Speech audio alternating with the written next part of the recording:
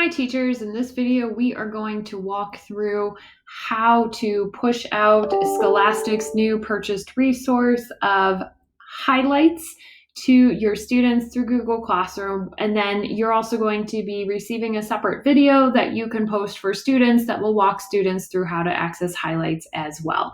In order to do this, we are going to start as a teacher on InfOhio.org, and we are going to go to the grades K to 5.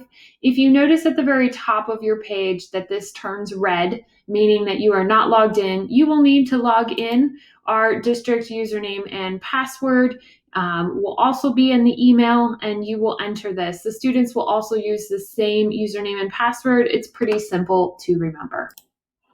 Once you are logged in and it says North Olmsted City Schools at the very top, you are good to go for everything you want to do in InfOhio. We are on the grades K to 5 page, and we're going to click on the new subscription to Highlights Library. This is perfect for grades pre-K to 3. Grades that do not have access to Storia now have another library of resources beyond what is offered in BookFlix.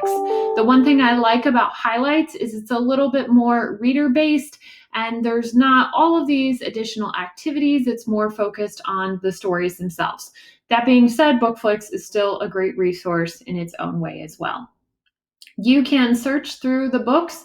There are currently 2,651 books accessible. It is showing books 1 through 30 on this page. You can narrow down your selection by turning off any of these options. If you want to see only fiction, click on If you want to see only fiction, click on nonfiction to make that gray, and it will remove all of the nonfiction books.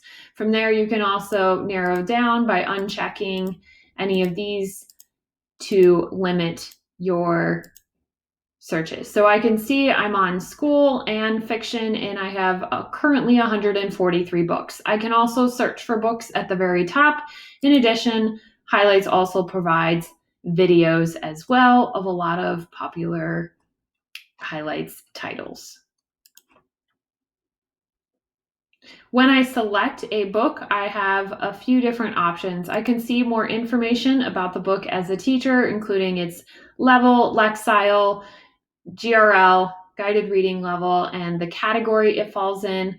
I can read it, take a quiz. Speaking, listening, and thinking are available with this. Click Start text. to begin the activity. We're going to head back. I can read the book, and then I can also favorite the book if I like. Now, the one thing that makes Highlights just a tad different is the fact that students cannot save all of their progress between each session. Currently, Highlights just logs you in as an Ohio user. So that may be a little bit frustrating for some students, but in the moment, it still is going to provide lots of reading options for students, including different guided reading activities. They can play, go through the pages. They have the option. We'll go into the book here first. They can get words defined, words read aloud. They can change the speed at which they read the text as they go through everything that the text has to offer.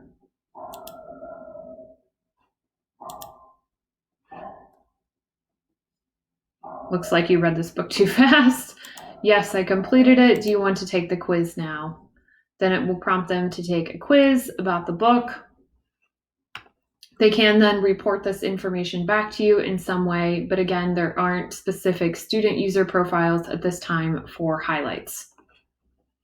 If you want to direct students to a specific book in Highlights, you will want to take a look at the student video, which will walk students through how to access the title that their teacher is asking them to access. Please keep in mind, if you're providing links in InfOhio to any of the resources, you're not going to be able to link directly to library.highlights.com because it needs to route through InfOhio in order to pick up the subscription that InfOhio has paid for.